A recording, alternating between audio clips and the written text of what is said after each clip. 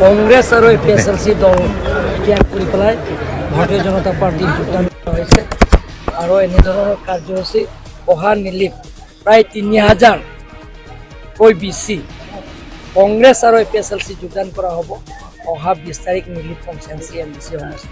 আজি ইয়াত কংগ্ৰেছ আৰু APSLC আমাৰ দেওপানী আৰু চুৰুপথাৰ আৰু বোকাজান গোটেইখিনি লিডাৰ্ছ আৰু আছে ইয়াত প্ৰায় ইয়াত 2000কৈ অধিক যোগদান কৰা আছে, কিন্তু বাৰিষাৰ কাৰণ তেওঁলোকৰ আহিব পৰা নাই।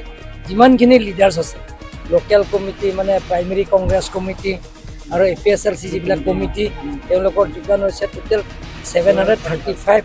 আজি কংগ্ৰেছ আৰু APSLC দল ত্যাগ কৰি আমাৰ BJP দলত যোগদান কৰে। APSLC মনোহজা কথাবিলাক কৈছে, অপপ্ৰচাৰবিলাক কৈ আছে, তেওঁলোকে ৰাইজক খালি নিষ্প্ৰবন্ধা কৰি আছে।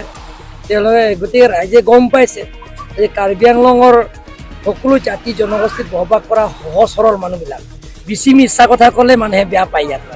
গতিকে আমি সদায় মিছা কথা নকওঁ, ইয়াৰ মানুহবিলাক চিধা চিধি।